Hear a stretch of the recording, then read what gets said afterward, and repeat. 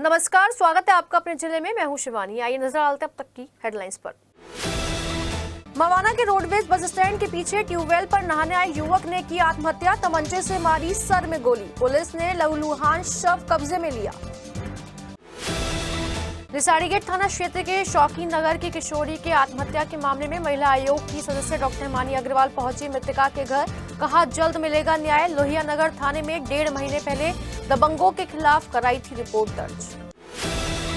बुधवार शाम को जमकर बरसे बदरा। झमाझम बारिश होने से तापमान में दर्ज की गई गिरावट के बाद गर्मी से मिली राहत। हसनापुर थाना क्षेत्र में दलित युवक की निर्ममता के साथ पिटाई करने का वीडियो सोशल मीडिया पर वायरल होने के बाद एसपी देहात ने कार्रवाई का दिया आदेश। कहा जल्द ही होगी हमलावरों की गिरफ्तारी। सीडीओ नुपुर गोयल की अध्यक्षता में संपन्न हुई किसान दिवस की बैठक के दौरान सीडीओ ने दिए उचित दिशा निर्देश। सिटी हलचल की खबर का हुआ बड़ा असर। हजारी की प्याऊ के सामने वाली बाउंड्री रोड खबर चलने के 3 दिन बाद तैयार। राहगीरों ने कहा थैंक्स सिटी हलचल। नौचंदी के पटेल मंडप में रंगारंग धार्मिक और राष्ट्रीय कार्यक्रमों को मिली जबरदस्त वाहवाही। संगीत और नृत्य के कार्यक्रमों में दिखी भारतीय की झलक। मेडिकल कॉलेज की हालत देख सचिव चिकित्सा शिक्षा अपर्णा हैरान। बेसिक सुविधाओं का अभाव देख बिफरी शिक्षा सचिव। अंतर्राष्ट्रीय योग दिवस से पहले आहार और विचार पर विशेष कैंप में आचार्य करमवीर ने दी महत्वपूर्ण जानकारी। कहा योग और प्राणायाम से शारीरिक, मानसिक और आत्मिक रोग होते हैं खत्म। और सिटी हलचल के खास अभियान फिर दिल दो नौचंदी को लेकर ऊर्जा राज्य मंत्री डॉक्टर सुमिन तोमर ने पुरानी यादों को किया ताजा। कहा प्रदेश स्तर पर मेले की गरिमा को एक बार फिर लौटाने का करेंगे प्रयास। और अब खबरें विस्तार से। मवाना के मोहल्ला हीरालाल के रहने वाले युवक वंश ने बुधवार शाम हरी विहार कॉलोनी के पीछे बनी ट्यूबवेल पर सर पर सटाकर गोली मारकर आत्महत्या कर ली। वंश घर से ट्यूबवेल पर नहाने के लिए कहकर गया था। इस बात की सूचना मिलते ही सीओ मवाना अभिषेक पटेल पुलिस फोर्स के साथ मौके पर पहुंचे और घटनास्थल का जायजा लिया। इस दौरान पुलिस ने तमंचा बरामद करते हुए शव का पंचनामा करते हुए शव को पोस्टमार्टम के लिए भेज दिया। पुलिस घटना की जांच में जुट गई है और पता लगाने की कोशिश कर रही है कि आखिर घटना के पीछे क्या राज है और वंश ने आत्महत्या क्यों की है। वहीं घटना के बाद फॉरेंसिक टीम भी घटनास्थल की गहनता से जांच कर रही है। महिला आयोग आपके द्वार के तहत महिला आयोग की सदस्य डॉक्टर हिमानी अग्रवाल मृतका के शौकीन नगर पहुंचकर परिवार से बातचीत की। मृतक किशोरी की मां ने बताया कि करीब 1 महीने पहले पीड़िता ने लोहिया नगर थाने में मुकदमा दर्ज कराया था, लेकिन लोहिया नगर पुलिस द्वारा शांति भंग की धाराओं में केस दर्ज करके आरोपियों को राहत दी गई थी और इसके बाद से ही चारों आरोपी लगातार परिवार पर दबाव बना रहे थे और बेटियों के साथ छेड़छाड़ भी कर रहे थे, जिसके बाद उनकी बेटी ने मंगलवार को आत्महत्या कर ली। डॉक्टर हिमानी अग्रवाल ने पीड़ित परिवार को अपना मोबाइल नंबर देते हुए पुलिस को कड़ी कार्रवाई करने के निर्देश दिए हैं। बता दें कि एसपी सिटी आज विक्रम सिंह ने इस घटना का लेकर कहा कि लोहिया नगर थाने में छेड़छाड़ के मामले चारों आरोपियों के खिलाफ केस दर्ज कर लिया गया है, लेकिन अब चारों हत्यारोपियों के खिलाफ हत्या का केस भी दर्ज किया जाएगा। बता दें कि शौकीन गार्डन में महाराज की बेटी ने मंतशा ने घर में ही फांसी लगा ली थी और इससे पहले थाना लोहिया नगर में आमिद, शाकिब, साजिद, सुहेल आए दिन छेड़छाड़ करते थे और 5 मई को इनके खिलाफ लोहिया नगर थाने में मुकदमा दर्ज कराया गया था, लेकिन हल्की धाराओं में केस दर्ज होने के कारण उन्हें जमानत मिल गई और जेल से छुटने के बाद फिर से आरोपी केस को वापस लेने का दबाव बनाने लगे। आरोपी आमिर, साकिब और सुहेल को गिरफ्तार कर लिया गया है, जबकि बाकियों की तलाश लगातार की जा रही है। हसनापुर थाना क्षेत्र मकबूलपुर में जनरेटर की लाइट को लेकर 7 काम करने वाले दबंग युवकों ने एक दलित युवक की जबरदस्त पिटाई कर दी और साथ ही साथ वीडियो बनाकर सोशल मीडिया पर वायरल कर दी। 3 दिन पुराने इस वीडियो को लेकर आज पुलिस उस वक्त हरकत में आई जब कुछ लोगों ने यह वीडियो पुलिस के बड़े अधिकारियों को भेजी। वीडियो का संज्ञान लेते हुए एसपी देहात आर.के. मिश्रा ने तुरंत ही SC/ST एक्ट में केस दर्ज कर जांच के आदेश दे दिए हैं और आरोपियों की गिरफ्तारी के लिए टीम गठित कर दी गई है। एसपी देहात ने बताया कि सहकर्मियों द्वारा दलित युवक की पिटाई को लेकर पुलिस ने तुरंत केस दर्ज कर लिया है और शीघ्र ही आरोपियों की गिरफ्तारी होगी। ये थाना हस्तिनापुर क्षेत्र में हस्तिनापुर कस्बे के एक मोहल्ले के निवासी है देवा नामक व्यक्ति, जो वहाँ पे मकबूलपुर के पास काम करते हैं। उनके ही जानने वाले सहकर्मियों के द्वारा उनके साथ मारपीट की गई। इससे संबंधित एक वीडियो भी प्रकाश में आया है, जिसको संज्ञान में लिया गया है और पीड़ित द्वारा दी गई तहरीर के आधार पर इसमें सुसंगत धाराओं में SC/ST एक्ट भी लगा हुआ है, उसमें मुकदमा दर्ज किया गया है और शीघ्र ही जो इसमें लोग शामिल हैं उनकी गिरफ्तारी सुनिश्चित की जाएगी। जो विवेचनात्मक वैधानिक कार्यवाही है वो क्षेत्राधिकारी मवाना के द्वारा निष्पादित की जा रही है। उत्तराखंड में लगातार बारिश हो रही थी और मेरठ में बारिश का इंतजार किया जा रहा था। मौसम वैज्ञानिकों ने 16 जून से मौसम बदलने की भविष्यवाणी की थी, लेकिन 17 जून की रात को हल्की सी बूंदाबांदी के बाद 18 जून यानी बुधवार को शाम के समय झमाझम बारिश शुरू हो गई। दिन भर गर्मी पड़ने के बाद मेरठ में भी बारिश पड़ी, जिसकी वजह से लोगों को काफी राहत मिली। रात तक देर बारिश के आसार मौसम वैज्ञानिकों ने बताए हैं। आने वाले 2 से 3 दिनों में मौसम सुहाना रहेगा, जबकि बारिश होने की भी पूरी संभावना बनी हुई है। विकास भवन सभागार में बुधवार को सीडीओ नुपुर गोयल की अध्यक्षता में किसान दिवस बैठक हुई। इस दौरान किसानों को पिछले महीने में आई कुल शिकायतों की आख्या सुनाई गई, जिस पर सीडीओ नुपुर गोयल द्वारा असंतोष व्यक्त किया गया। शिकायतों का गुणवत्तापूर्वक समाधान नहीं होने पर, पूर्ण संतुष्टि न प्रदान करने पर सीडीओ द्वारा उन्हें पूर्ण विभागों को भेजने का निर्देश दिया गया। उन्होंने कहा कि प्रत्येक दशा में किसान की बात को मौके पर सुनकर समाधान किया जाना चाहिए और गुणवत्तापरक आख्या भेजी जाए। किसानों द्वारा बिजली विभाग, सिंचाई विभाग और गन्ना विभाग से संबंधित शिकायतें की गई थी। जून माह के किसान दिवस में कुल 22 शिकायत प्राप्त हुई, जिनको अधिकारियों के माध्यम से सभी संबंधित विभागों को भेज दिया गया। सिटी हलचल की खबर का बड़ा असर। हजारी के प्याऊ के सामने वाली बाउंड्री रोड 4 दिन में तैयार। राहगीरों ने कहा थैंक यू कैंट बोर्ड।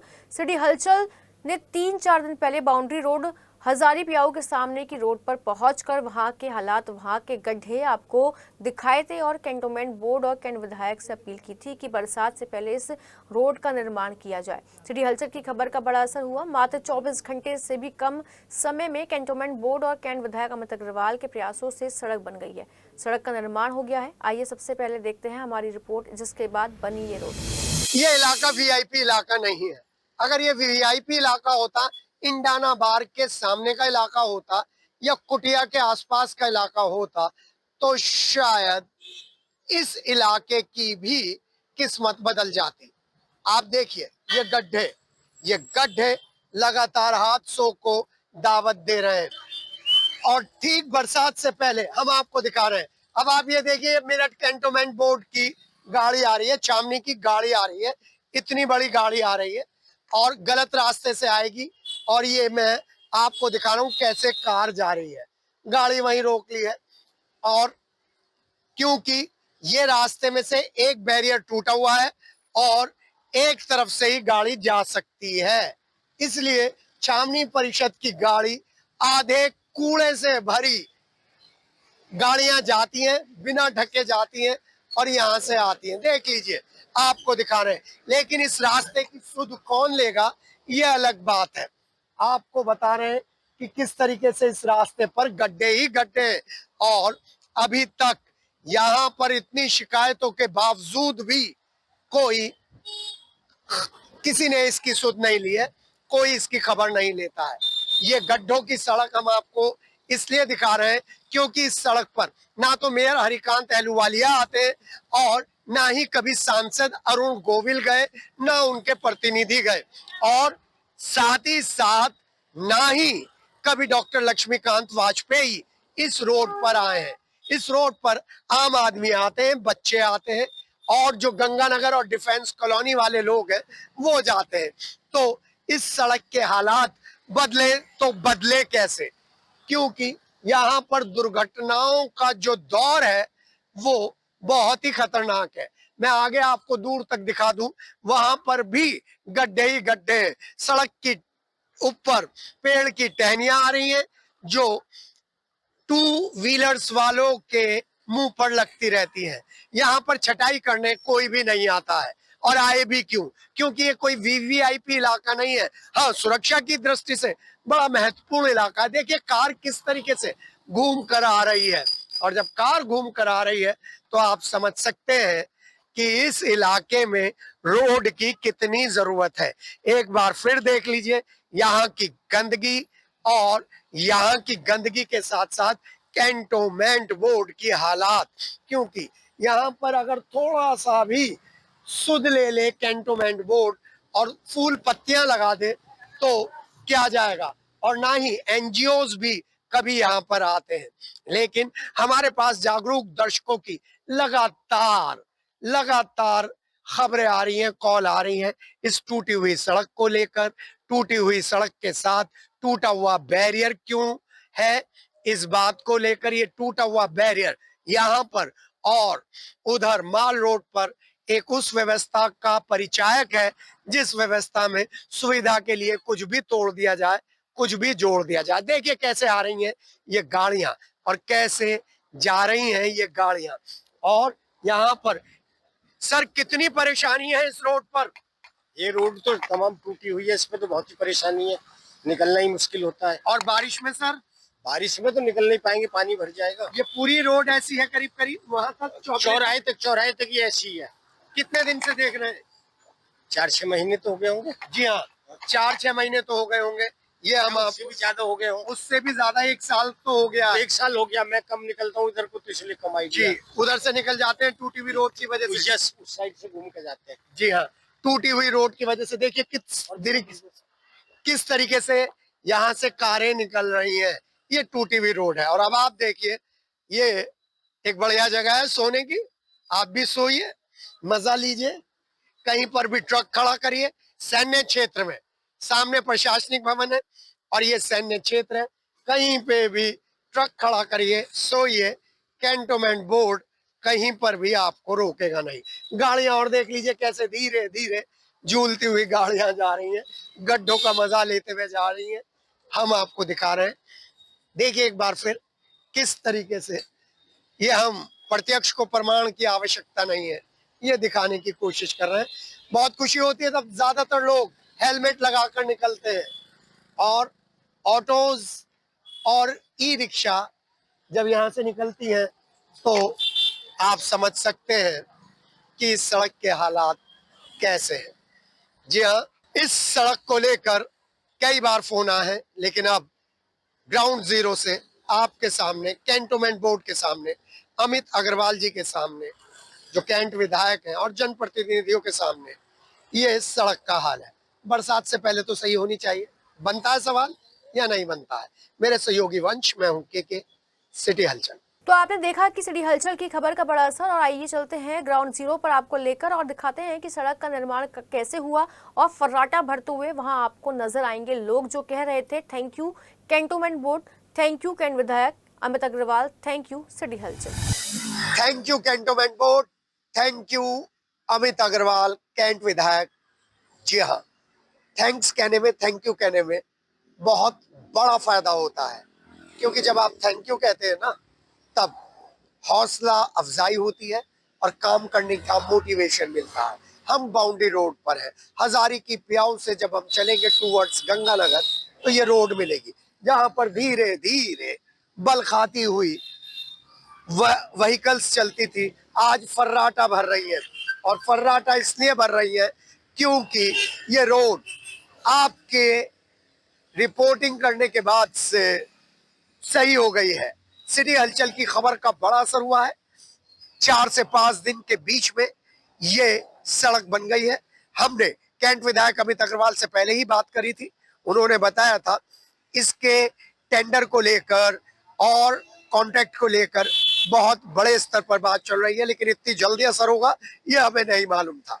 ये रोड बरसात से पहले तैयार हो गई है, इसके लिए सभी लोग थैंक्स कह रहे हैं और बड़ी राहत मिली है उन लोगों को जो इस कनेक्टिविटी की रोड से निकलते थे।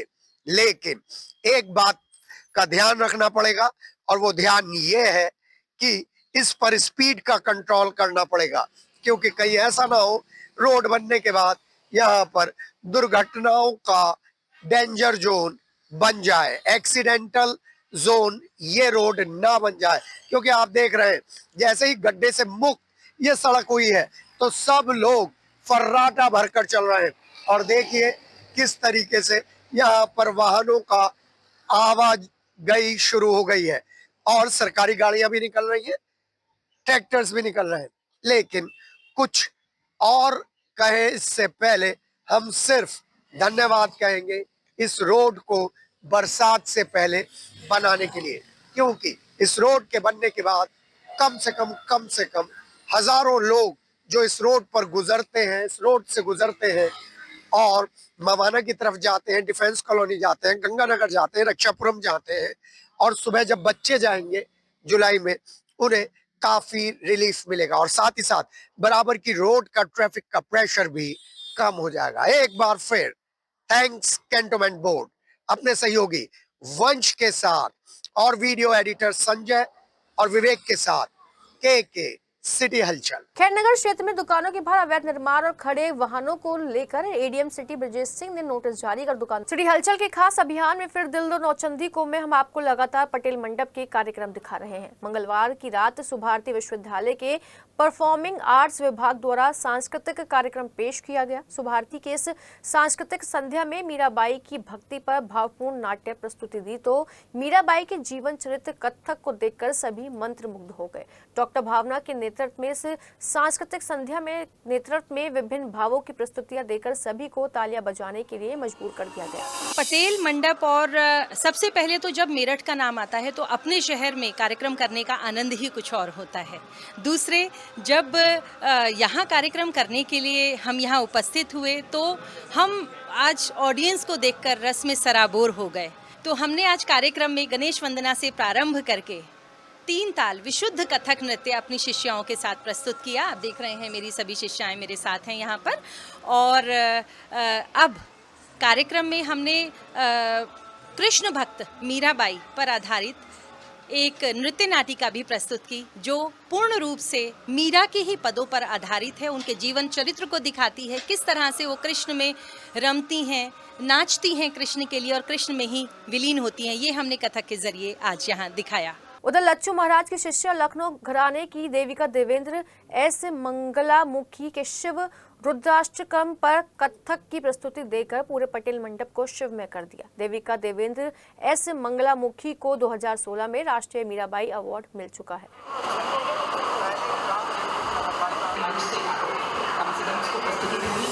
बहुत सुंदर एक्सपीरियंस है और मैं डीएम को बहुत धन्यवाद देना चाहती हूँ, डीके सिंह जी को, जिन्होंने इस तरीके की रूपरेखा बनाई। और नगर आयुक्त में जो अपर नगर आयुक्त है लवी त्रिपाठी, उनके लिए मैं बहुत सारी शुभकामनाएं प्रेषित करना चाहती हूँ। एक बहुत अच्छी उम्दा ऑफिसर हैं, एक महिला हैं और महिला होकर इतना सुंदर नौचंदी का कार्यक्रम आयोजित करना, इतना सुंदर कार्यक्रम बनाना, मैं उनको बहुत सारी शुभकामनाएं प्रेषित करती हूँ। बस यही संदेश है कि हम समावेशी समाज की ओर बढ़ें और समाज में जो वंचित वर्ग है, कमजोर वर्ग हैं, जैसे कि हमारे यशस्वी मुख्यमंत्री बाबा योगी आदित्यनाथ जी की मंशा है कि प्रत्येक वर्ग का विकास हो, प्रत्येक वर्ग का साथ हो। तो मुझे लगता है कि इस तरह के महोत्सव ट्रांसजेंडर समुदाय को एक नया जीवन देते हैं और ट्रांसजेंडर वेलफेयर बोर्ड की सदस्य होने के नाते मुझे लगता है कि एक संवैधानिक बोर्ड हमारे उत्तर प्रदेश में बना है जहाँ पे हर एक व्यक्ति के अधिकारों का संरक्षण है। तो बहुत सुंदर है, ऐसे कार्यक्रम आयोजित होने चाहिए और पूरी आयोजनकर्ता टीम को बहुत सारी शुभकामनाएं और जिलाधिकारी को मेरी तरफ से बहुत सारा धन्यवाद और बहुत सारी शुभकामनाएं। फिर दिल दो नौचंदी, वाकई में ये बहुत पौराणिक मेला है, काफ़ी वर्षों से चल रहा है। मैं तीसरी बार यहाँ हाजिरी देने आई हूँ भारतीय शास्त्रीय नृत्य की, मेरे लिए बहुत गौरव की बात है। वहीं नौचंदी मेले के पटेल मंडप में मंगलवार को स्माइल इंटर कॉलेज की छात्राओं ने सांस्कृतिक कार्यक्रम के माध्यम से समा बांध दिया। इस दौरान छात्राओं ने एक से बढ़कर एक परफॉर्मेंस देकर सभी श्रोताओं को तालियां बजाने के लिए मजबूर कर दिया। वहीं कार्यक्रम के दौरान छात्राओं की प्रस्तुति देखकर सभी श्रोताओं ने परफॉर्मेंस दे रही छात्राओं की तालियां बजाकर हौसला अफजाई की। वहीं कार्यक्रम के दौरान बेहतर प्रदर्शन करने वाली छात्राओं को मुख्य अतिथियों द्वारा पुरस्कार देकर सम्मानित किया।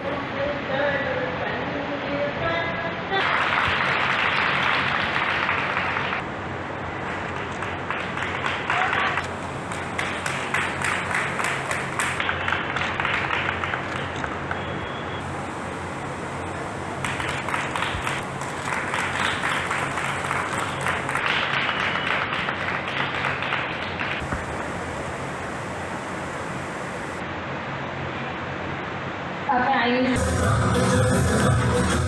27 मई से और 17 जून तक आज तक माध्यमिक शिक्षा विभाग की तरफ से माध्यमिक विद्यालयों के बच्चे यहाँ पर नृत्य प्रतिदिन प्रतिभाग कर रहे हैं। और आज का सांस्कृतिक प्रोग्राम जो लेकर विद्यालय आया है उसका नाम है smile national girls inter college Shastri Nagar की बच्चियाँ, जिन्होंने बहुत ही सुंदर प्रस्तुति यहाँ पे दी। मैं उनके उज्जवल भविष्य की कामना करती हूँ। ऐतिहासिक नौचंदी मेले को पुराने स्वरूप में लौटाने के लिए फिर से शुरू की गई सिटी हलचल और जिला प्रशासन की मुहिम। फिर दिल दो नौचंदी को लेकर अब हस्ताक्षर अभियान भी शुरू किया गया है। पटेल मंडप के मुख्य गेट पर कैंट विधायक अमित अग्रवाल और लखनऊ से आई प्रसिद्ध कथक नृत्यांगना देविका देवेंद्र एस मंगला मुखी ने हस्ताक्षर करके और एक बड़ा संदेश लिखकर इस अभियान का शुभारंभ किया। इस दौरान मेला नौचंदी प्रभारी जितेंद्र कुमार सहित बड़ी संख्या में पुलिसकर्मियों ने भी हस्ताक्षर अभियान में बढ़ चढ़कर हिस्सा लिया। हस्ताक्षर कर इस अभियान को दिल से सराहा और सिटी हलचल की मुहिम रंग ला रही है और नौचंदी मेले में फिर रौनक लौट आई है। बड़ी संख्या में नौचंदी मेला देखने आए लोगों ने हस्ताक्षर कर इस अभियान से जुड़ रहे हैं। वहीं सिटी हलचल और जिला प्रशासन की फिर दिल दो नौचंदी को मुहिम का बड़ा असर देखने को मिल रहा है और नौचंदी मेले में दिन पर दिन भीड़ बढ़ती जा रही है।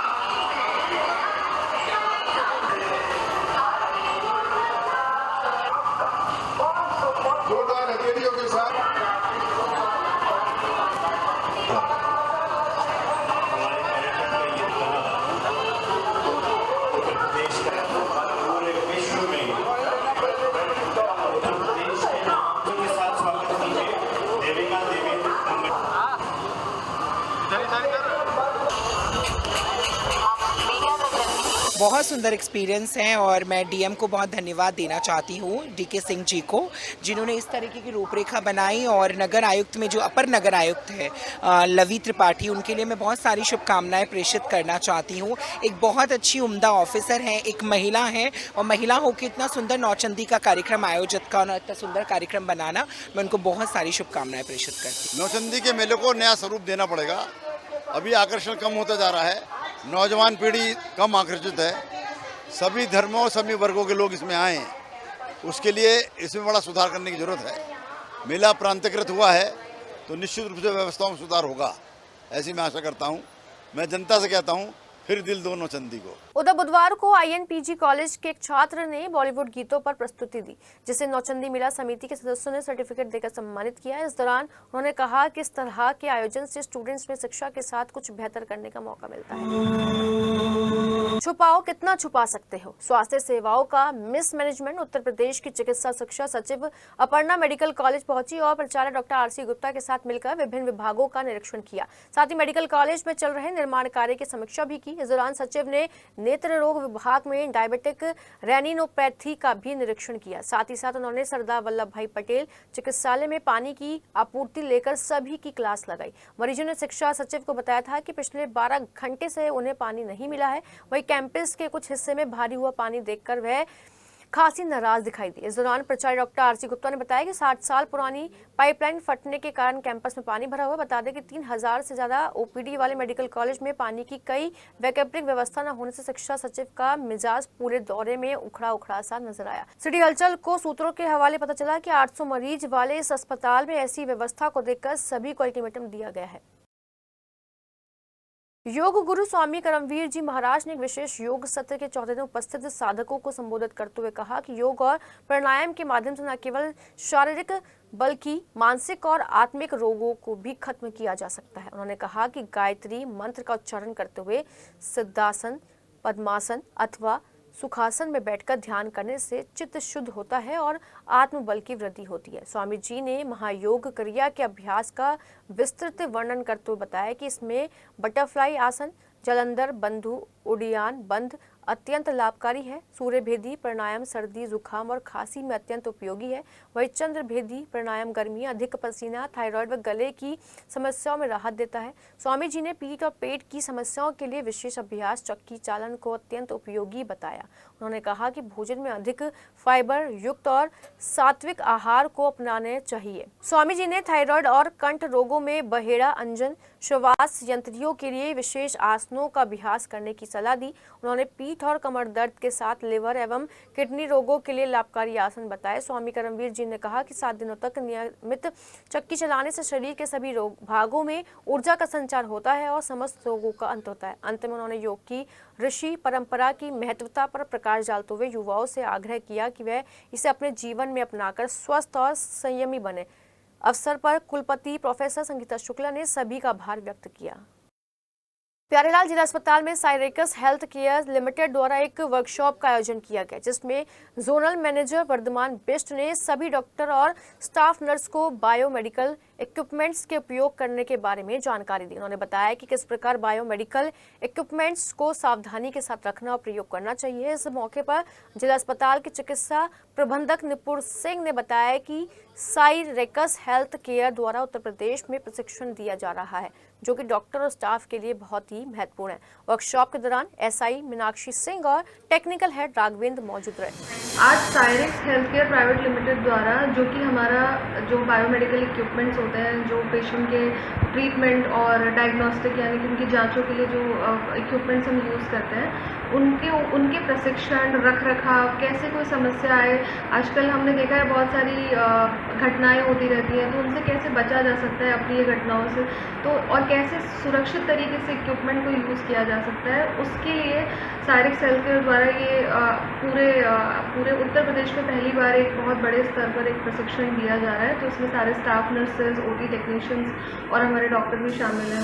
साइरेक्स द्वारा एक वर्कशॉप की गई जो बहुत ही इम्पॉर्टेंट है। जितने भी बायोमेडिकल इक्विपमेंट्स हैं उनको किस तरह से यूज़ करना है, उसको कैसे हैंडल करना है, एक महत्वपूर्ण वर्कशॉप हम अपने यहाँ के स्टाफ को पूरे को दे रहे हैं, जो कि हम बहुत ही हम बहुत आभारी हैं साइरेक्स वालों के कि जिन्होंने इतनी अच्छी वर्कशॉप की। आम आदमी पार्टी के पदाधिकारियों और कार्यकर्ता भीषण गर्मी में अघोषित बिजली कटौती के विरोध में हाथों में पंखा और मोमबत्ती लेकर जिलाधिकारी कार्यालय पहुंचे। जिलाधिकारी कार्यालय पर बिजली कटौती के विरोध में धरना प्रदर्शन करते हुए बदहाल बिजली की व्यवस्था और पावर कट को लेकर सरकार पर तंज कसते हुए कहा कि प्रदेश में बिजली की अघोषित कटौती के चलते शहर और गाँव के लोग परेशान है। लोग हाथ के पंखे और मोमबत्ती का सहारा ले रहे हैं। बिजली कटौती ने आम जनता और किसान को रुलाकर रख दिया है। किसी जमाने में देखा था लोग हाथ में पंखे से गर्मी से निजात पाते थे, जबकि आज फिर लोग उसी पुराने दौर में आ गए हैं। बिजली नहीं होने से लोगों को हाथ के पंखे और बच्चे पढ़ाई के लिए मोमबत्ती का इस्तेमाल कर रहे हैं, जबकि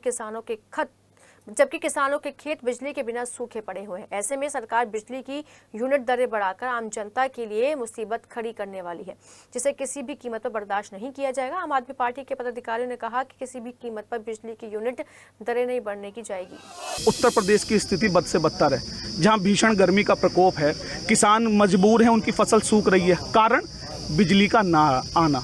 और जब बिजली नहीं आ रही तो लोग बेहाल हैं। शहर से लेके गांव तक लोग तरसते हैं। आज ये हाथ का पंखा लेके आए हैं योगी आदित्यनाथ ने, जो पुराने समय में हाथ का पंखा लेके लोग अब गर्मी भगाने का काम करते, आज वही दिन लेके आ गए हैं। यहाँ पे गांव में लाइट नहीं है, मोमबत्ती में बच्चे पढ़ रहे हैं, फसलें किसानों की सूख रहे हैं, और अभी दूसरी तरफ सुनने में आ रहा है कि बिजली के दाम बढ़ाएंगे। एक तरफ अरविंद केजरीवाल का गवर्नेंस मॉडल था कि 24 घंटे बिजली आती थी, फ्री बिजली आती थी। ये उत्तर प्रदेश का योगी आदित्यनाथ का मॉडल है, भारतीय जनता पार्टी का मॉडल है, जहाँ पे बिजली दिखाई नहीं देती, किसानों की फसलें सूख गई। आज इसलिए हम लोग यहाँ इकट्ठा हुए, और अगर हमारी बात नहीं सुनी गई, आने वाले समय में और बड़ा प्रदर्शन हम लोग करेंगे। कंकरखेड़ा के गांव लाला मोहम्मदपुर का रहने वाला 9 साल का बच्चा सैफ 15 जून से संदिग्ध परिस्थितियों में लापता हो गया। परिजनों ने उसकी कंकरखेड़ा थाने में गुमशुदगी दर्ज कराई थी, लेकिन अभी तक उसका कुछ भी पता नहीं चल पाया है। जबकि परिजन सैफ को लेकर बहुत परेशान है। वह पुलिस, गांव और आसपास के सभी सीसीटीवी कैमरे की फुटेज खंगाल रहे हैं। वहीं कंकरखेड़ा थाना क्षेत्र के टीकाराम कॉलोनी का रहने वाला अनुज सोमवार को संदिग्ध परिस्थितियों में लापता हो गया। मंगलवार को अनुज के परिजन कंकरखेड़ा थाने पहुंचे और उन्होंने पुलिस को बताया कि अनुज का अपनी पत्नी से विवाद चल रहा है और उसकी पत्नी अपने मायके में रहती है। अनुज जोमेटो कंपनी में डिलीवरी बॉय की नौकरी करता है। उन्होंने बताया कि सोमवार दोपहर से अनुज लापता है, जिसका अभी तक कुछ भी पता नहीं चल सका है। वहीं पुलिस अनुज को सीसीटीवी के माध्यम से तलाश रही है। सिटी हलचल के खास अभियान फिर दिल दो नौचंदी को में हम जनप्रतिनिधियों को लगातार आपके सामने लेकर आ रहे हैं, इस बात के साथ कि हमारी परंपरा, हमारी संस्कृति से नई पीढ़ी जुड़े। ऊर्जा राज्य मंत्री डॉक्टर सोमेन तोमर ने कहा कि जब वे छात्र राजनीति कर रहे थे तो जब भी नौचंदी मेला लगता था, वे अपने साथियों के साथ जाकर नौचंदी के पटेल मंडप से लेकर बाकी के सारे कार्यक्रमों में शिरकत करते थे और एंजॉय करते थे। साथ ही साथ राज्य मंत्री के तौर पर उन्होंने आश्वस्त किया कि नौचंदी मेले की गरिमा को पुनः स्थापित करने के लिए सरकार में रहते हुए वह तमाम प्रयास करेंगे। देखिए सिटी हलचल का खास कार्यक्रम फिर दिल दो नौचंदी में ऊर्जा राज्य मंत्री डॉक्टर सोमेन तोमर के साथ नौचंदी की यादें। नौचंदी मेला, नवचंडी मेला और विकास और विरासत, और साथ में है मेरठ में पहले बड़े धरना प्रदर्शन करते हुए राज्य मंत्री बनकर, विधायक बनकर और कई यूनिवर्सिटीज में विजिटिंग एड देने वाले सोमेंद्र तोमर हमारे साथ है। सर, विकास और विरासत में नवचंडी मेला मेरठ की पहचान है। जब नौचंडी मेले को देखते हैं, नवचंडी मेले को देखते हैं, किन यादों में खो जाते हैं? देखिए, मैं सिटी हलचल के माध्यम से जब हम नौचंदी मेले की बात करते हैं, माँ नौचंडी के आशीर्वाद से पूरे उत्तर भारत का एक बड़ा मेला, और जिसे उत्तर प्रदेश की सरकार ने, योगी जी की सरकार ने एक प्रांतीय मेले के रूप में स्थापित किया। आज आप देखिए कि वहाँ का माहौल, वहाँ की क्वालिटी, और मैं कह सकता हूँ कि एक अच्छे मन से, मुझे याद है हम लोग जब विश्वविद्यालय में पढ़ते थे तो उस समय हम लोग नौचंदी में जाते थे। नौचंदी में जिस तरह की अव्यवस्थाएं देखने को मिलती थी और लोग डरते थे अपने परिवार को ले जाते हुए भी, इस तरह का माहौल मेरठ के अंदर था। लेकिन आज मैं देखता हूँ कि रात के 12 बज रहे हों चाहे 1 बज रहे हो, किसी को कोई समस्या नहीं है। आज महिलाएं कहीं भी पूरी तरह से जाने के लिए सुरक्षित हैं और एक माहौल, अच्छा माहौल यहाँ पर बना है। और ये जो हमारी पहचान है ये मेला, आज ये मेला पूरे देश और अंतर्राष्ट्रीय स्तर पर भी इसकी एक पहचान है। मुझे खुशी होती है कि हम लोग जब उस समय का मेला देखते हैं और आज के मेले में जो अंतर दिखाई देता है, ये सब योगी जी के आशीर्वाद से। एक बात बड़ी छोटी सी है, मार्च में लगने वाला मेला, अमित अग्रवाल जी से बात कर रहा था, खिसकते खिसकते मई जून में पहुंच गया।